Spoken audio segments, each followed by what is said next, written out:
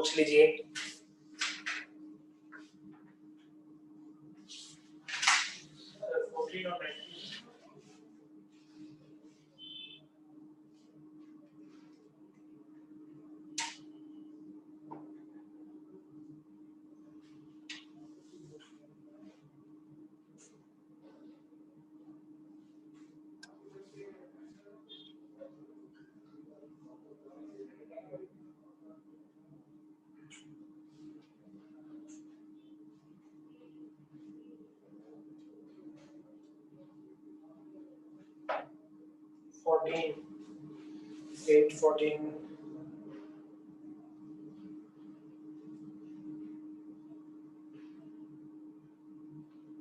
Question number 6, 7, 8, 2, 5, 8, 5 और कौन सा है 14, 11, 14, 18, 19 और 20। बहुत सारे पूछ रहे हो। और कौन सा है 8 हो गया, 14 हो गया, 11 हो गया, 20 हो गया, 2, 5, 8, 6, 7, 18, 14, 19। इसके अलावा और कोई है क्या?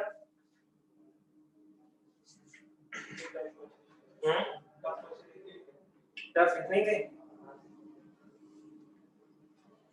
क्वेश्चन नंबर 3,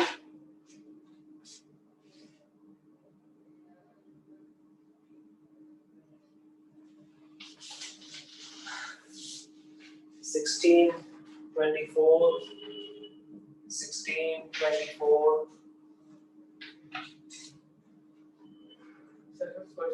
संडे एग्जाम बताया था। कौन सा? क्वेश्चन फिफ्थ वाला? अटेंशन वाला। हाँ। संडे क्लास होगा। पेपर कब हुआ था?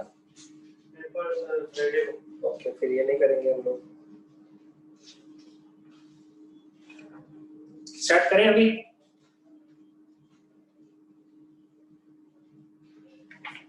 चलो सबसे पहले question number 2। 1 mole of an ideal diatomic gas is taken through the cycle as shown in the figure. 1 to 2 is isochoric, straight line on PV diagram, और 3 to 1 जो है वो isobaric process है. The average of molecular speeds of the gas in the states 1, 2 and 3 are in the ratio. तो 1, 2 और 3 पर जो average molecular speed है उसका रेशियो क्या होगा वो हमको फाइंड करना है। ठीक है, सिंपल तो है ये वाला, तो काफी सिंपल है। देखो ये T नॉट V नॉट हमारे पास, तो यहाँ पर टेम्परेचर मैंने T नॉट मान लिया 1 पर।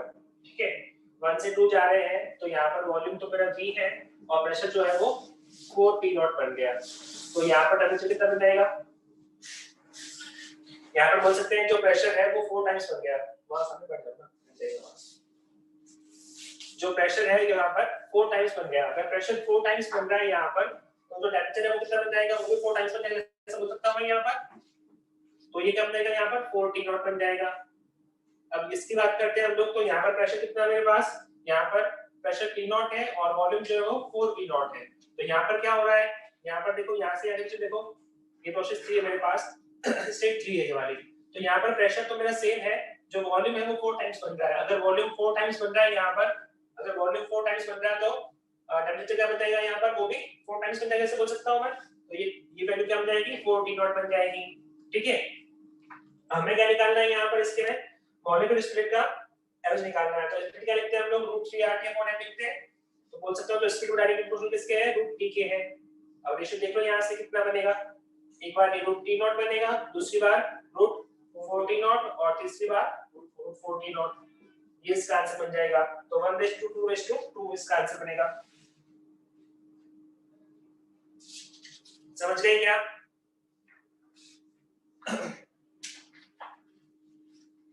क्लियर? ओके, इसके बाद question number 3। 1 mole of a gas expands obeying the relation as shown in the PV diagram. The maximum temperature in the process is equal to ऐसा क्वेश्चन हम लोगों ने किया था ना क्लास के अंदर असाइनमेंट में, वो इक्वेशन में हाँ। मैक्सिमम लिखा था। ये ऐसी क्वेश्चन थी हमारे पास P और V की, उसमें वो बनता हमारा क्या बोलते हैं उसको, पैराबोला बनता है, याद है क्या सबको?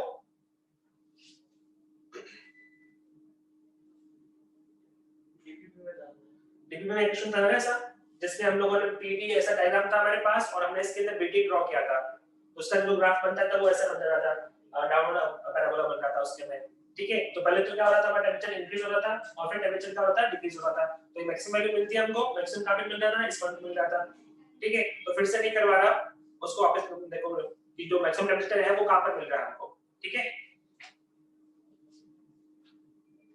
और सेम क्वेश्चन हमारा कौन सा है, 13 क्वेश्चन है, इसमें भी ऐसे ही बोल रखा है, देखो 13 क्वेश्चन, तो क्वेश्चन नंबर 13 है हमारे पास, ऐसे पूछा नहीं किसी ने। हाँ, तो उसमें भी सेम चीज है, वही बात फिर से कि ए से बी में, ए से बी दे रखा है हमको और बी डायग्राम दे रखा है, तो पहले टेंपरेचर क्या होगा हमारा, इंक्रीज होगा और फिर क्या होगा, डिक्रीज होगा। ठीक है, इसके बाद कौन सा क्वेश्चन है, क्वेश्चन नंबर 5। तो क्वेश्चन नंबर 5 हमने क्लास के अंदर कर रखा है संडे को।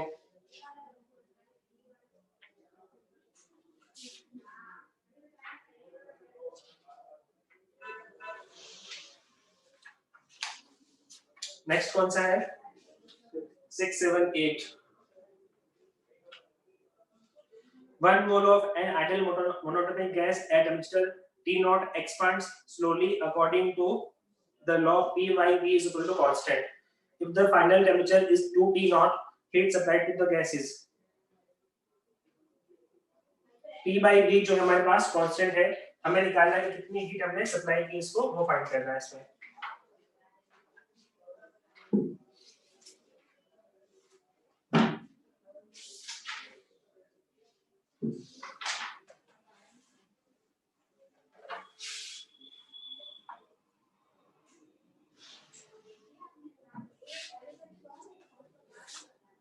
वन मोल गैस दे रखी है ना, तो डेल्टा यू क्या बनेगा इसके लिए, n से डेल्टा टी बन जाएगा। यहाँ पर n की वैल्यू 1 है, c की वैल्यू इसके लिए क्या बनेगी भाई, मोनोटोमिक के लिए क्या वैल्यू होती है भाई, मोनोटोमिक के लिए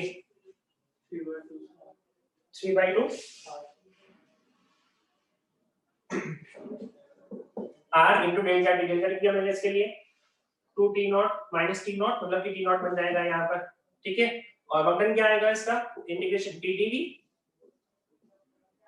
ठीक है, अब p by v जो हमारे पास क्या है, वो कांस्टेंट है, तो अगर टेंपरेचर जो है वो t से 2 t0 हो रहा है, तो इस केस में p by v की वैल्यू क्या बन जाएगी यहाँ पर, अगर मैं इसको ऐसे लिखूं, p की वैल्यू क्या बन जाएगी यहाँ पर, v into कांस्टेंट, इसको c बोल दें क्या, into dv। ठीक है, और ये भी लिख सकते हैं हम लोग pv is equal to nRT। ठीक है, अगर इसको इंटीग्रेशन करना है मुझे, तो कहां से कहां करेंगे इसको इंटीग्रेशन, p की वैल्यू बन जाएगी मेरे पास यहाँ से nRT/v। तो इसका डायरेक्ट फार्मूला बताया हुआ है किसका, ये पॉलीट्रॉपिक प्रोसेस का। तो कंडीशन क्या बनेगी यहाँ पर, p into v की पावर माइनस, वहां से भी कर सकते हैं सीधा, माइनस nRT/I-1। हाँ हाँ, वहां से सीधा कर सकते हैं इसको, इंटीग्रेशन करने की जरूरत नहीं है इसमें। देखो ये वैल्यू क्या बनेगी मेरे पास, p into v की power -1 is equal to constant बन रहा है, तो i की वैल्यू क्या बनेगी इसमें, -1 बनेगी, i की वैल्यू -1 बनेगी, और इसके लिए मतलब जो डालते हैं वो क्या मतलब है हमारे पास nr minus nr delta nr t1 minus t2 divide by i -1, ये होता है ना फॉर्मूला का, लगा सकते हैं सीधा इसके अंदर, ये वक्र मिल जाएगा यहाँ से, वक्र प्लस डेल्टा यू कर दो, वहां से इसका आंसर मिल जाएगा। ठीक है,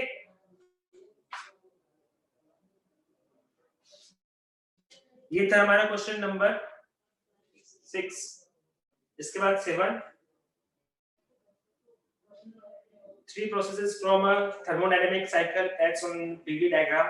Ideal gas process 1 to 2 takes place at constant temperature 300 Kelvin.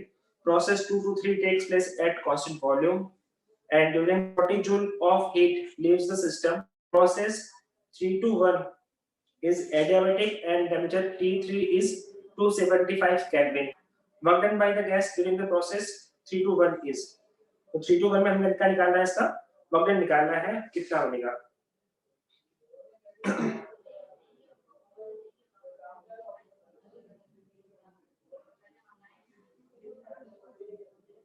One two to जो है वो हमारे पास क्या है, आइसोथर्मल है, और जो टेम्परेचर है वो कितना है इसका 300 केल्विन है।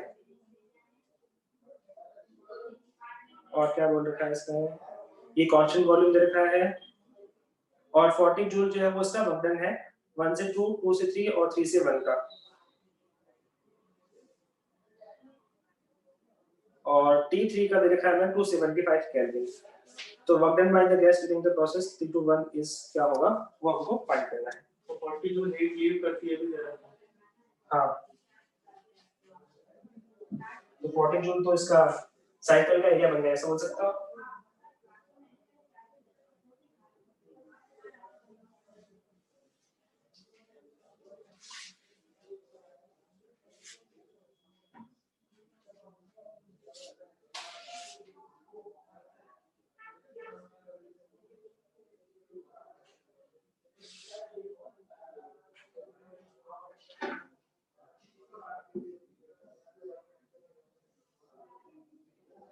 ये ऐसे और ये ऐसे, जो यहाँ का टेम्परेचर है वो कितना हमारे पास 300 केल्विन है 1 और 2 का, और जो यहाँ का टेम्परेचर है वो कितना है 275 केल्विन है।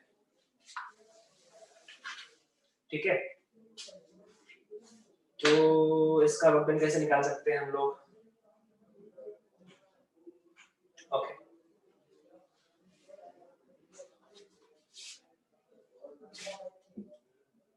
क्या मैं बोल सकता हूँ जो ये 1 से 2 प्रोसेस है, 1 से 2 वाली प्रोसेस जो है, इसका एरिया ये पूरा वाला बनेगा इसमें, इसका मतलब 0, इसका मतलब उनको फाइंड करना है, इसका मतलब ले रखा है 40 जूल।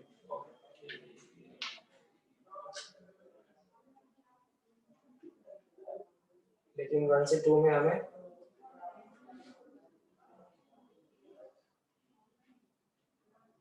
वॉल्यूम नहीं दे रखा, वाला वॉल्यूम कर सकते हैं क्या?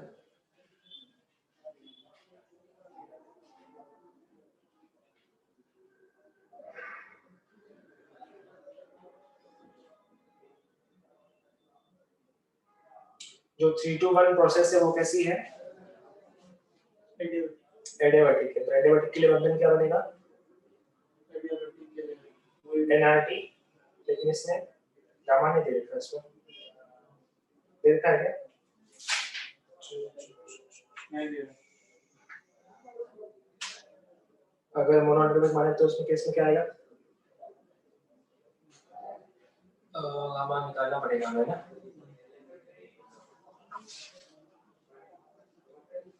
जो वर्क आएगा वो इतना है हमारे पास एनआर डेल्टा टी की वैल्यू क्या बनेगी यहाँ पर 300 माइनस 275, नेगेटिव बनेगा ये, डिवाइड बाय गामा माइनस 1।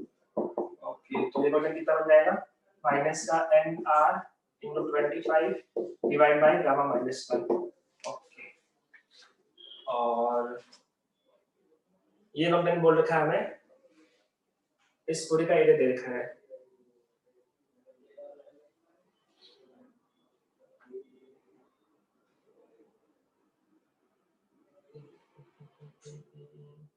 अगर 40 जूल की मुझे हीट लिखनी है तो क्या लिखूंगा इस चीज को मैं, अगर इसका वर्क डन निकालने हम इस साइकिल का, तो वो क्या लिखेंगे, वो बोल सकता हूँ इसका वर्क डन माइनस इसका वर्क डन, क्योंकि इस केस में जो इसका वर्क डन है वो तो कितना है 0 है। ठीक है, तो अगर इस पूरी का मुझे जो हीट निकल रही है वही इसका वर्क डन ऐसे बोल सकता हूँ मैं, जो यहाँ पे हीट दे रखी है मैं 40 जूल की, वो इस साइकिल का वर्क डन ऐसा बोल सकता हूँ मैं। ठीक है, अगर साइकिल का वर्क डन लिखना हो तो क्या लिखूंगा, इसको क्या लिखूंगा, पहली बात तो इसका वर्क डन क्या बनेगा, आइसोथर्मल प्रोसेस हमारे पास यहाँ पर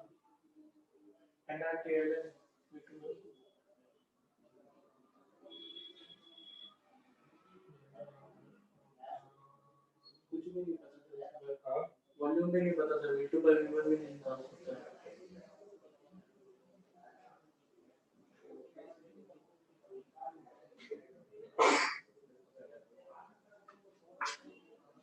कुछ वैल्यू नहीं दे रखी है इसके अंदर, बिना उसके कर सकते हैं क्या?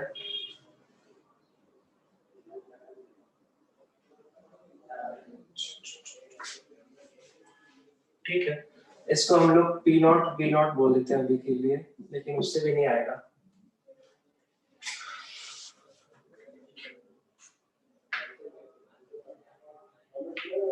इसका वक्त नहीं देखा ना, फर्स्ट वाले का।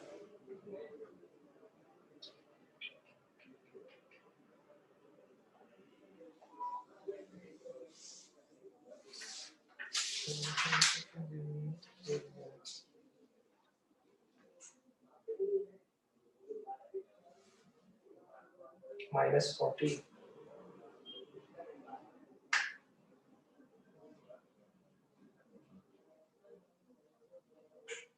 इसका -40 से ज्यादा आएगा सर, मतलब माइनस कैसे? जैसे क्योंकि sir work done by isothermal 1 से 2 हाँ, वर्क डन बाय 3 से 1 इज इक्वल टू -40। और वर्क डन बाय 1 से 2 तो पॉजिटिव होएगा, वो तो जाएगा नेगेटिव बनेगा, तो -40 और से नेगेटिव में एक और टर्म जुड़ेगा, तो -40 से तो ज्यादा नहीं नेगेटिव बनेगा।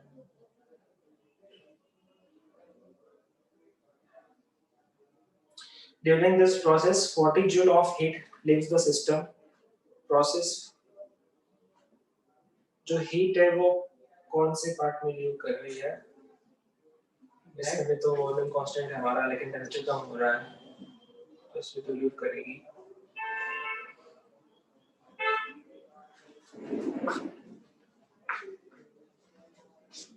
प्रोसेस 2 to 3 में तो डेल्टा यू -40 जूल होगा ना, क्योंकि इसमें वर्क डन 0 है।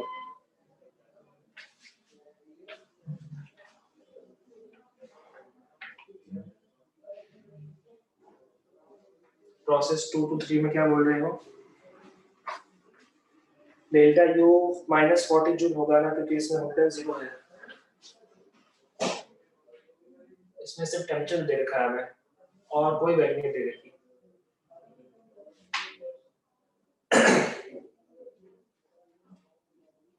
अगर मुझे 1 to 2 का ये लिखना हो वर्क डन या फिर हीट लिखना, तो क्या लिखूंगा इसको मैं?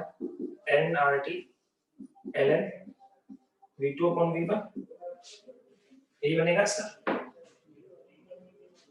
ठीक है। और 2 से 1 में वर्क डन 0 है, और 1 से 2 में हमें फाइंड करना है, सॉरी 3 से 1, और दोनों की वैल्यू मिला के कितनी है हमारे पास?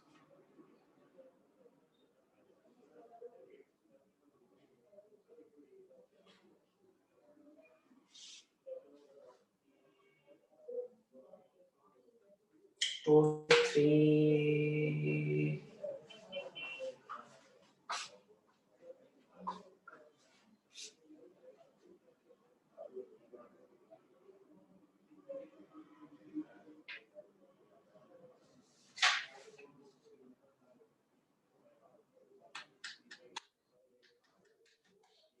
ठीक है, इसको मैं सोच के देखता हूँ वापस, जो भी इसका सॉल्यूशन होगा मैं लिख के भेज दूंगा, ठीक है, अगर मिला तो।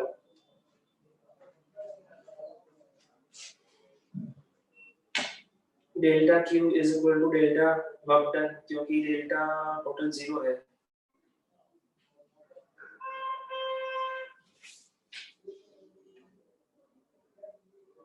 Q is given for entire cycle or 2 to 3 process. 2 to 3 का नहीं होगा, वो 3 to 1 का होगा ना। ओके, 7 का आंसर क्या दे रखा है वैसे? -40 दे रखा है, और 40 इसका आंसर है। तो 1 से 2 में तो हीट कोई लीव नहीं कर रही है, हीट हम देनी पड़ रही है। और 2 से 3 का वर्क कितना है हमारे पास? नहीं, वो 25 दे रखा है, सॉरी, हाँ, NCV डेल्टा T, ठीक। वापस मैं देख के बता दूंगा जो भी इसका सॉल्यूशन होगा। नेक्स्ट पे मूव करें फिर हम लोग। Question number 8, when unit mass of water boils to become steam at 100 degrees Celsius, it absorbs Q amount of heat. The densities of water and steam at 100 degrees Celsius are ρ1 and ρ2 respectively, and the atmospheric pressure is P0. The increase in internal energy of the water is. तो जब unit mass मतलब कि 1 kg मान सकते हैं हम लोग यहाँ पर, जो वाटर है वो किसमें बन रहा है, स्टीम में कन्वर्ट हो रहा है 100 डिग्री सेल्सियस पे, तो उसको हीट देनी पड़ रही है हमको Q। जो हीट देनी पड़ रही है वो कितनी है हमारे पास, Q है।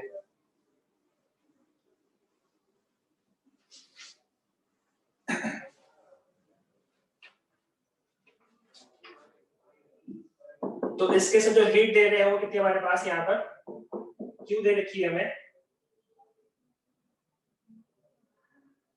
अच्छा ऐसे बोल सकता हूँ जो टेम्परेचर है वो तो यहाँ पर चेंज नहीं हो रहा, जो टेम्परेचर है यहाँ पर वो बिल्कुल चेंज नहीं हो रहा, तो डेल्टा यू क्या बनेगा इसके लिए, 0 बन जाएगा, ऐसा बोल सकता हूँ मैं।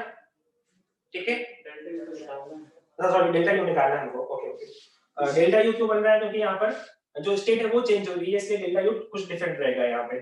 डेल्टा यू हमको फाइंड करना है और हमें क्या दे रखा है यहाँ पर, प्रेशर हमारा पास कांस्टेंट है। अगर प्रेशर कांस्टेंट तो वॉल्यूम क्या बोल सकते हैं यहाँ पर, वॉल्यूम बोल सकते हैं P not into delta V। ठीक है, तो P not into V2 minus V1। V2 क्या लिखेंगे हम लोग यहाँ पर, मास हमारे पास 1 है डिवाइड बाय डेंसिटी। डेंसिटी कितनी है हमारे पास यहाँ पर स्टीम की, स्टीम की रो 2 है हमारे पास माइनस 1 बाय रो 1। ये क्या बन गया हमारे पास, डॉक्टर बन गया, ऐसे बोल सकता हूं मैं। तो Q को फर्स्ट लॉ से क्या बोल सकते हैं हम लोग यहाँ पर, Q is equal to delta U plus work done. तो क्या यहाँ से डेल्टा U निकाल सकते हैं हम लोग, Q माइनस वर्क डन कर दो, इसको इस तरफ भेज दो बस यहाँ पर। ठीक है,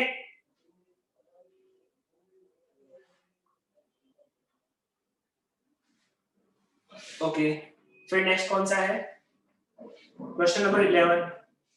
for n which is less than 100 molecules of a gas have velocities 1 2 3 up to n km per second respectively, then इसकी RMS स्पीड क्या होगी और एवरेज स्पीड क्या होगी, उसका रेशियो हमसे पूछा है।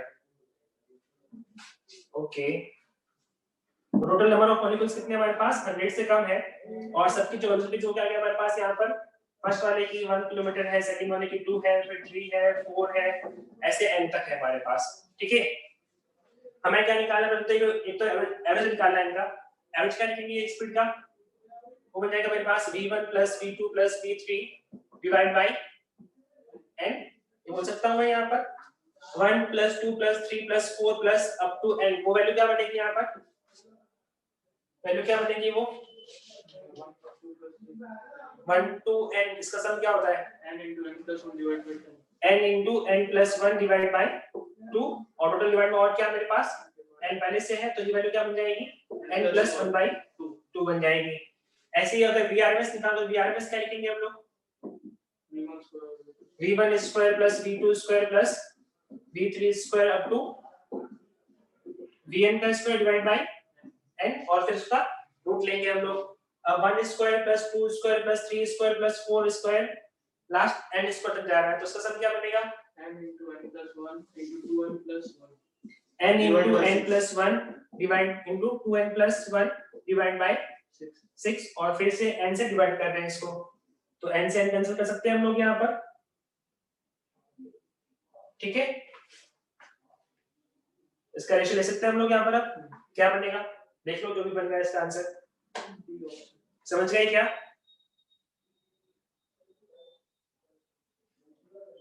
ओके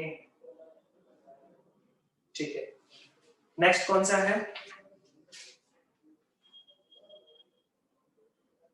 14th सॉल्व हो गया था, गलती से पूछ लिया। ओके, और किसी को डाउट है 14th में, 14th में पूछा। The expansion of an ideal gas of mass m at constant pressure P is given by the straight line B.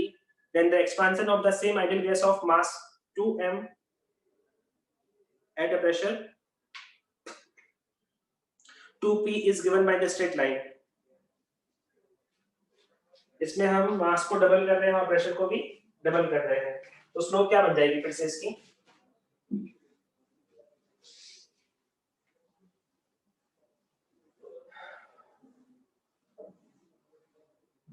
Same बन जाएगी क्या, P is equal to nRT है हमारे पास। ठीक है, हम यहाँ पर क्या कर रहे हैं, मास को डबल कर रहे हैं और प्रेशर को भी डबल कर रहे हैं। तो अगर मुझे इसका ग्राफ ड्रॉ करना है तो 2p into v dash is equal to number of moles की टेबल बनेगी यहाँ पर।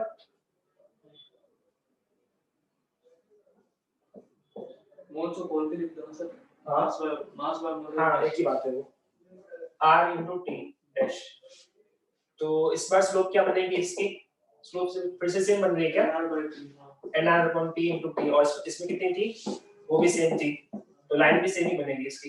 लेकिन आंसर कुछ और दे रहा है। आंसर और भी रखा है तो रॉन्ग होगा वो।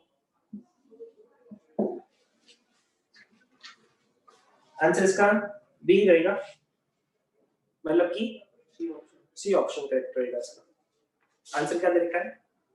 आंसर कुछ और दे रहा है। 14 का बी दे रखा है। ओके रॉन्ग है, आंसर सी बनेगा। ठीक है,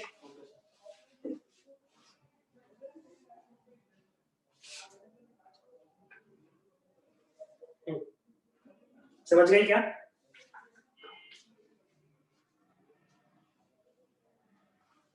चलो ठीक है, नेक्स्ट कौन सा है?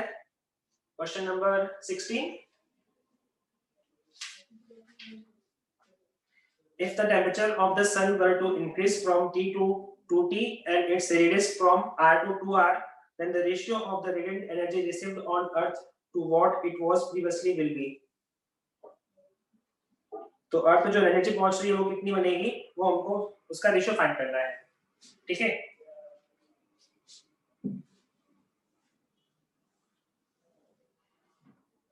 तो पहले जो सन से अर्थ एनर्जी निकल रही थी वो कितनी थी हमारे पास, उसको मैं अगर E बोलता हूं तो वो वैल्यू क्या बनेगी मेरे पास यहाँ पर, sigma into A into T की power 4, E into sigma into A क्या बन जाएगा यहाँ पर pi r square, sorry 4 pi r square,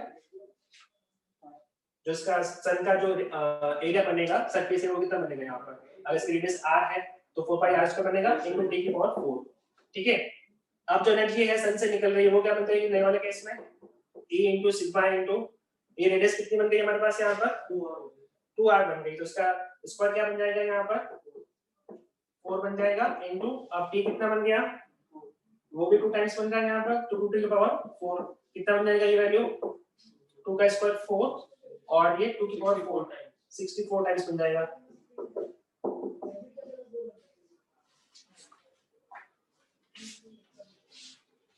तो जो सन से एनर्जी निकल रही है वो कितनी बन रही है 64 टाइम्स बन रही है, जो अर्थ पे पहुंचेगी वो भी क्या होगी 64 टाइम्स होगी।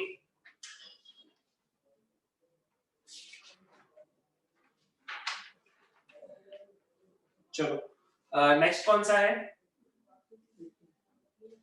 Question number 18।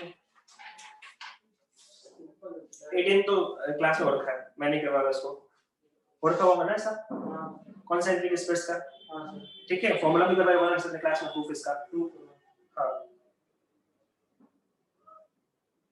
एमिसिव पावर और रेडिएंट एनर्जी सेम है। एमिसिव पावर क्या लिखते हैं हम लोग, एमिसिव पावर क्या लिखते हैं Q/80 लिखते हैं ना, Q मतलब कि E बन गया यहाँ पर बेसिकली, ठीक है Q/80, तो ये चीज क्या मेरे पास रेडिएंट एनर्जी है।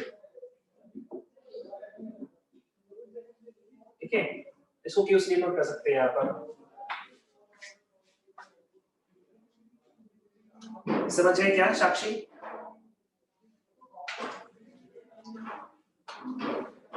ओके, नेक्स्ट क्वेश्चन नंबर 19, और तो कोई नहीं रहता ना बीच में।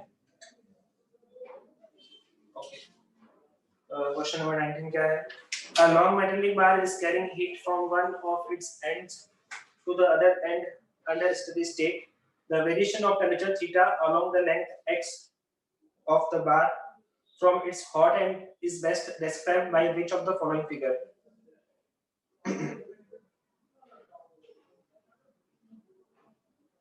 Okay.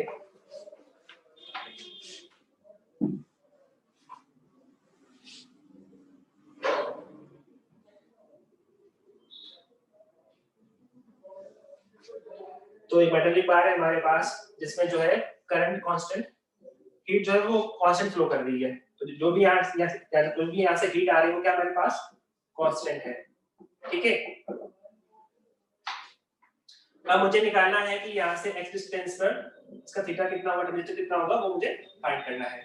ठीक है, मैं करंट को क्या बोल सकता हूँ, हीट करंट को क्या बोल सकता हूँ, यहाँ पर वैल्यू क्या बन जाएगी मेरे पास, ये के ए डेल्टा टी अपॉन एक्स बनेगी, ऐसा बोल सकता हूँ, जहाँ पे एक्स क्या चीज है मेरे पास, ये वाली डिस्टेंस रहेगी इस केस में। और अगर इस पूरे की बात करूँ तो इसके पूरे के लिए क्या लिखेंगे हम लोग यहाँ पर, एल ऐसे बोल सकता हूँ मैं। अगर इस केस की बात कर रहा हूँ, मैं इस पॉइंट पे निकाल रहा हूँ, इसको मैंने बोल दिया यहाँ पर T1 बोल दिया, इसको T2 बोल दिया, इसको थीटा बोल दिया, ठीक है। तो अगर मैं इसके लिए करंट लिख रहा हूँ तो इसके लिए करंट क्या बनेगी, के ए डेल्टा टी अपॉन एक्स, जहाँ पे डेल्टा टी की वैल्यू क्या बनेगी यहाँ पर, ये वैल्यू बन जाएगी मेरे पास के ए डेल्टा टी मतलब कि T1 minus theta divide by x, ठीक है। और ये जो करंट है वो कैसे हमारे पास कांस्टेंट ऐसा बोल सकता हूँ मैं, सीधा कर सकते हैं, पर मुझे जरूरत नहीं है। एक करंट कैसे हमारे पास कांस्टेंट ऐसा बोल सकता हूँ, क्वेश्चन बोल रखा है स्टेडी स्टेट। अब स्टेडी स्टेट का मतलब क्या हुआ कि जो हीट है वो कांस्टेंटली फ्लो कर रही है पर सेकंड, ठीक है। तो ये वैल्यू क्या बन गई मेरे पास, कांस्टेंट बन गई। अब इसको एक्स को इस तरफ भेज दो और थीटा को निकालो, कितना आएगा, ये वैल्यू बन जाएगी मेरे पास x h upon k a is equal to t1 minus theta. Theta की वैल्यू कितनी आएगी यहाँ से, थीटा की वैल्यू बन जाएगी मेरे पास h upon k a into x minus t1, हाँ ठीक है, ये माइनस में होगा और ये प्लस में होगा, ठीक है। अब ये लाइन, ये क्वेश्चन किसकी बन रही है, स्ट्रेट लाइन बन रही है, समझ सकता हूं मैं, y is equal to mx plus c। c इसका कैसा है, पॉजिटिव है, और m कैसा है, नेगेटिव है। तो लाइन कौन सी बन जाएगी, बी ऑप्शन बनेगा इसका आंसर। ओके 19 के बाद 20, heat is being supplied at a constant rate to a sphere of ice which is melting at the rate of 0.1 gram per second. It melts completely in 100 seconds. The rate of rise of temperature thereafter will be, assume no loss of heat. जो ice है वो completely melt हो रहा है 100 seconds में, ठीक है। और रेट दे रखी है जिससे वो मेल्टिंग हो रहा है, वो 0.1 ग्राम पर सेकंड दे रखा है। तो यहाँ से आइस का मास निकाल सकते हैं क्या हम लोग, कितना बनेगा,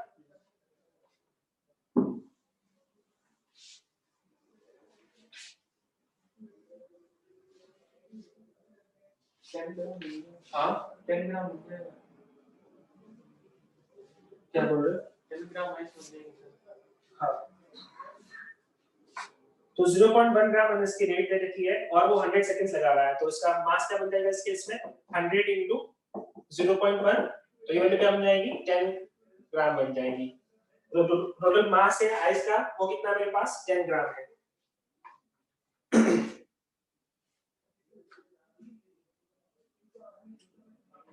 अब 1 सेकंड में कितना मास मेल्ट हो रहा है, वो 0.1 ग्राम दे रखा है। तो यहाँ से हीट निकाल सकते हैं क्या हम लोग कि कितनी हीट हम लोग सप्लाई कर रहे हैं इसमें, वो वैल्यू क्या बनेगी, हीट रेट क्या बनेगी मेरे पास, 0.1 ग्राम मेल्ट हो रहा है, तो कितनी हीट दे रहे हैं हम उसको, 0.1 into 80 कैलोरी की हीट दे रहे हैं, ऐसा बोल सकता हूं मैं। ये वैल्यू क्या बन जाएगी, 8 कैलोरी बन जाएगी। तो 8 कैलोरी पर सेकंड की हीट हम इसको दे रहे हैं, जो भी हमारे पास जो भी आइस है उसको हम क्या दे रहे हैं यहाँ पर, 8 कैलोरी पर सेकंड की हीट दे रहे हैं, ठीक है। तो जब ये मेल्ट हो जाएगा यहाँ पर, मेल्ट होने के बाद पूरा का पूरा क्या बन जाएगा, यहाँ पर वाटर बन गया, ऐसा बोल सकता हूँ मैं, ठीक है। ये वाटर बन गया जिसका मास कितना होगा, मास इसका 10 ग्राम होगा, ऐसा बोल सकता हूँ। ये इसका मास 10 ग्राम है और अब इसको मैं हीट दे रहा हूँ 8 कैलोरी पर सेकंड के हिसाब से, ठीक है। तो उसके लिए डेल्टा टी पर सेकंड क्या रहेगा वो निकाल सकते हैं क्या, हम बोल सकते हैं 8 is equal to ms delta T.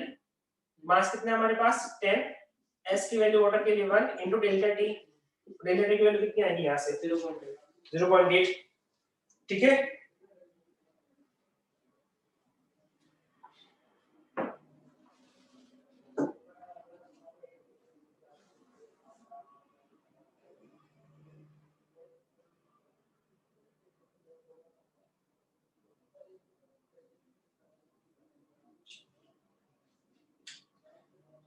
Next कौन सा है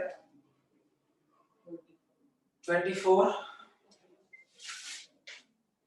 find the amount of heat supplied to the decrease the volume of an ice water mixture by 1 centimeter cube without any change in temperature। तो कितनी heat हमको supply करनी पड़ेगी जिससे जो आइस वाटर मिक्सचर है उसका वॉल्यूम 1 सेंटीमीटर क्यूब से घट जाए।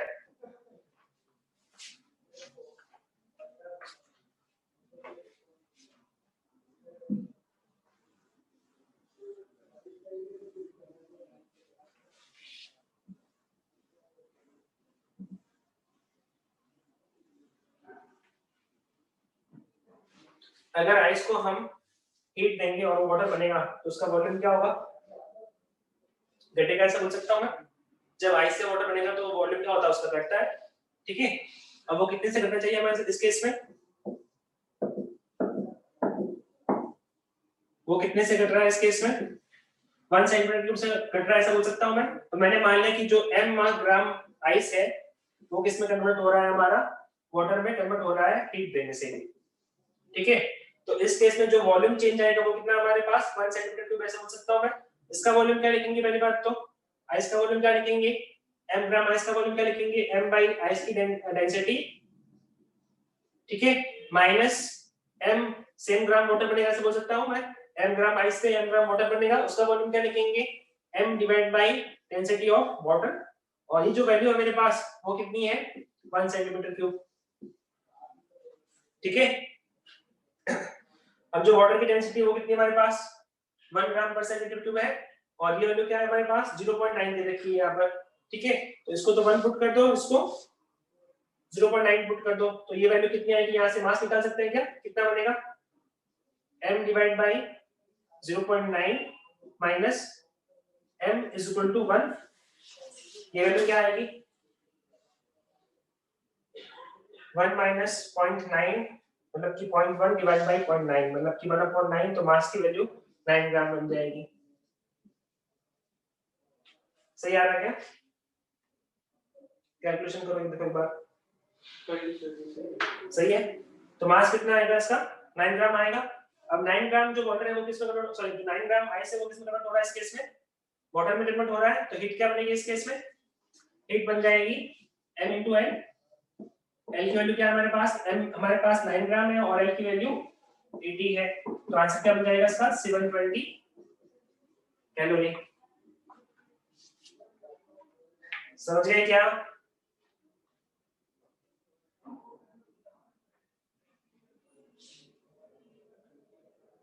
क्लियर।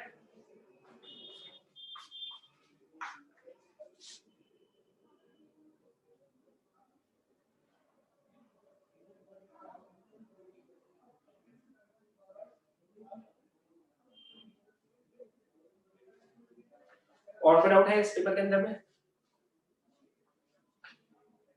और कोई डाउट है क्या पेपर में,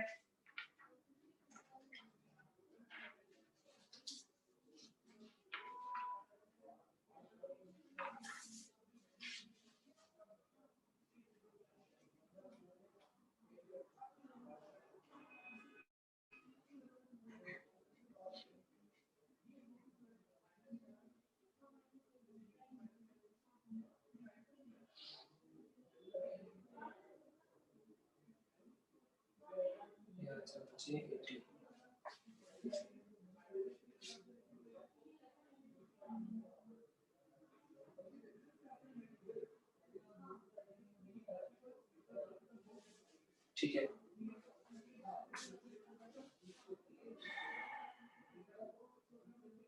सर वहाँ पे जो उल्टा नहीं आ रहा सर, तो नेगेटिव आ जाएगा सर। कौन सा, m by 0.9 माइनस है, नेगेटिव क्यों आएगा, ये 1 से बड़ा बनेगा ना। हाँ